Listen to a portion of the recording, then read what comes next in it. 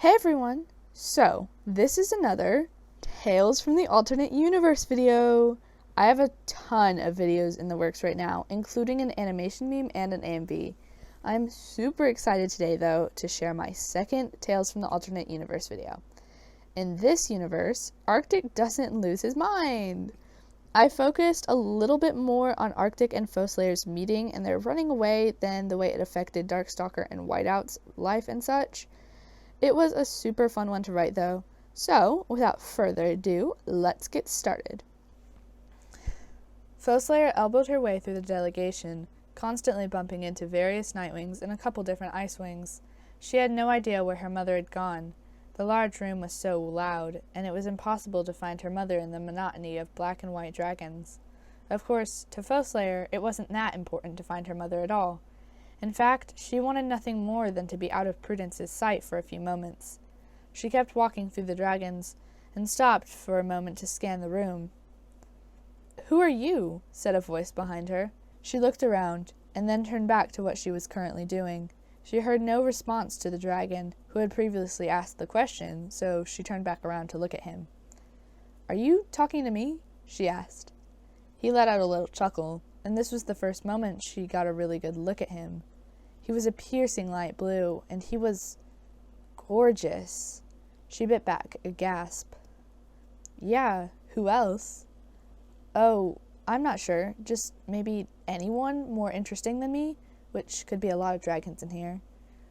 "Really? You seem to be quite bored yourself, so I guess we can entertain each other with our extremely boring personalities," he exclaimed sarcastically. Foeslayer smiled at him. "So, I ask again, who are you?" Foeslayer was a bit busy staring into his dark eyes to answer for a moment, but she finally gained her composure. Foeslayer," she managed. "Oh, goodness! I must run! I cannot be slayed by you." Foeslayer let out a laugh. "I'm quite sure I won't be doing that today, and I really have no need to make Icewings my foes," she said with a smile that he returned. "So, who are you?" she asked. Prince Arctic of the Icewings." He puffed out his chest dramatically. Foeslayer giggled. "Well, hello, Prince Arctic of the Icewings," she declared formally, then fell into an ostentatious bow. "I'm sure," Arctic started, but was quickly cut off by a louder voice from somewhere in the crowd. "Foeslayer," it boomed. "Ugh, oh no," Foeslayer whispered. "Who is?" Arctic asked. "My mother. I should probably go. She doesn't want me to talk to any Icewings." "So she brought you to a diplomatic political Icewing party. What a great, sensible idea," he said in a derisive voice. "Foeslayer," the voice boomed again.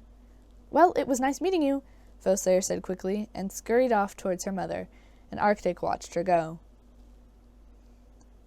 When she finally found her mother, she gave her an exasperated and disappointed scowl. "Where were you?" she hissed, grabbing her horn and pulling her close to her.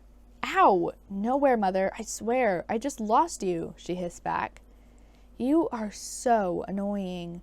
3 moons. Just stay next to me," she growled. Yes, Mother." Foeslayer then relinquished the thought of seeing Arctic ever again. Luckily for her, though, her mother walked away from her without noticing, and Foeslayer was alone in the crowd again. She instantly took the opportunity to find him. Once she did, she saw him arguing with another Icewing near the refreshment stables. Snowflake, Foeslayer thought. So, he's taken. I guess I forgot. A lump formed in her throat, and she swallowed it down quickly. She waited for a moment, and eventually Snowflake stormed off angrily. Arctic sighed, and then looked over and saw Foeslayer, and gave her a timid smile. She walked over to him and sat down. "So, how's Snowflake?" she asked cautiously. "Well, it's complicated. It'll take a long time to explain that," he said solemnly.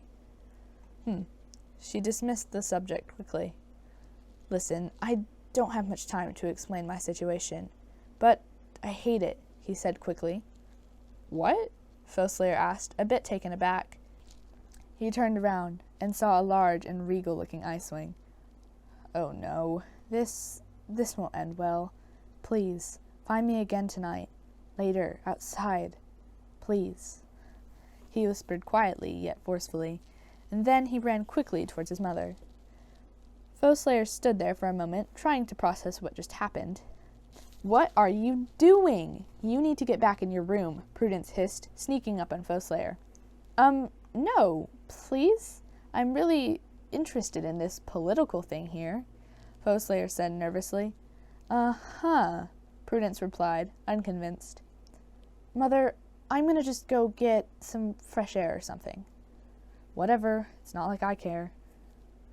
She stepped outside and looked at the setting sun. The small tear in the corner of her eye involuntarily formed. She waited for a few hours in the surprising cold, despite her animus-touched bracelet.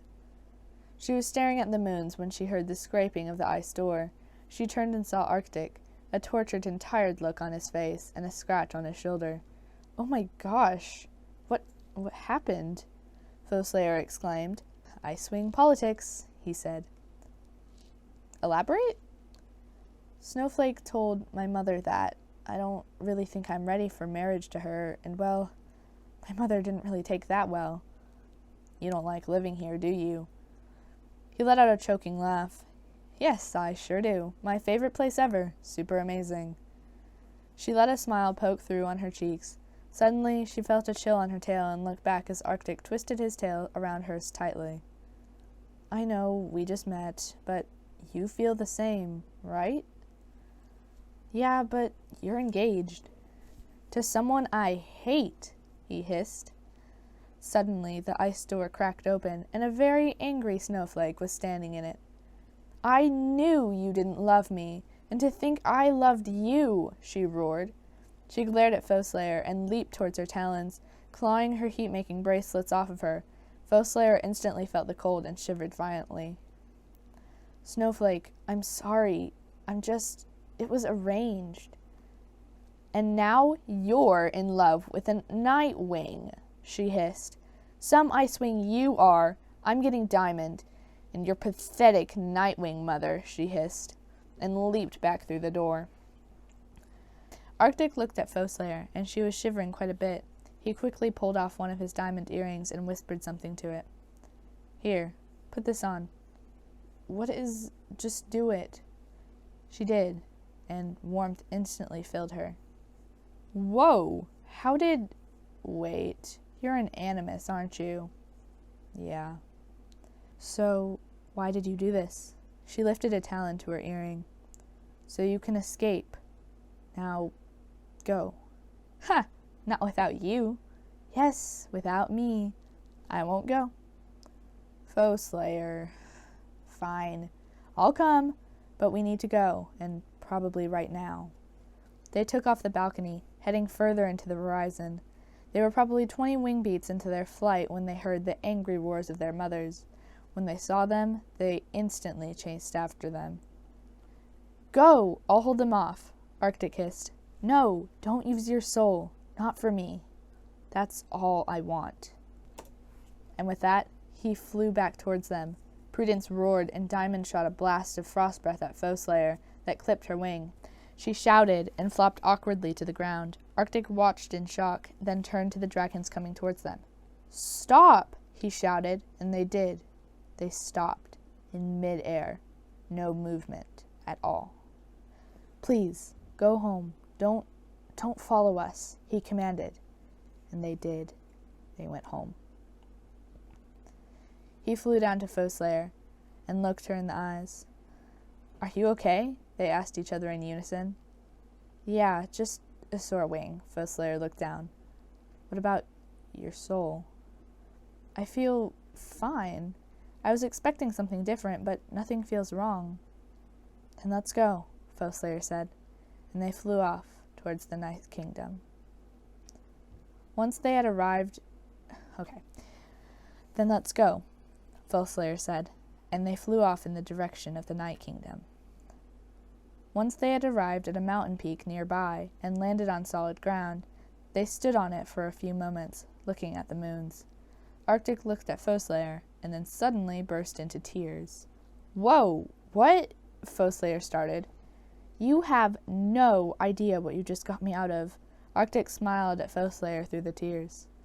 An abusive marriage, a demanding mother, an animus gift that would have drained my soul completely. An abusive life, even. You saved me. Well, you saved me from an abusive mother and a life full of feeling inferior, Foeslayer replied. We saved each other, I guess. Arctic wiped his tears. They involuntarily hugged under the moons. Nightwings really need to hatch in the moon. Are you playing with me? Arctic asked. No, I am not. I have explained this multiple times. Arctic smiled down at the 2 eggs, hatching in the moonlight. The 2 were at their hut that they made in the mountains near the Night Kingdom, their hermit hut, as they called it. The first one poked their snout through the egg, with the second one close behind. They both had small teardrops behind their eyes, but one was smattered with white and the other was almost fully black. Huh, they're really pretty, Arctic admitted. We can name that one Whiteout, Foeslayer suggested. And that one, Pointy Snout, Arctic smiled. Yes, what a wonderful idea, Foeslayer responded. What about Darkstalker? That sounds evil. Peacemaker. That sounds less evil. Over the next couple years, Arctic waited to find out which of his dragonettes would inherit his animus powers, and after waiting for a little bit, he began to notice strange things happening around Peacemaker. Foeslayer noticed them too, and informed Arctic about them. They tested around a bit more with him, asking him to do stuff like tell shells to slam into the wall and such, and when it succeeded, they didn't really know what to do. Arctic began teaching the young dragonette how to control his powers, and to use them in moderation, and use them correctly. Both dragonettes, though, as Arctic and Foeslayer had learned quite a while ago, had mind-reading and prophetic powers, which was quite hard to deal with. Eventually, Peacemaker began having a few mishaps here and there, strange spells that went awry and such. Once he enchanted all of Pyria to scream in unison. That did not end well. I'm glad we left, Foeslayer smiled at Arctic as they watched Peacemaker, Clearsight, and Whiteout read in the corner of their house. Me too, Arctic replied. Without this, I really don't know what life would be like. Huh. Me neither. Thanks for everything, Foeslayer smiled. Back at you. And that's where it ends. I know it was a little rushed, but I'm sure you can all fill in the gaps of Darkstalker's and Whiteout's life being a lot better like this. Also, on the art, I think it's pretty cool, but I think I would have changed a couple things with the background and maybe the shading, but either way, I think it's still a pretty solid piece. What do you think would have happened in this scenario, and what other ideas do you have for alternate universes? If you like this video, be sure to drop a like and a comment, and be sure to subscribe to my channel. I hope you all have a great day.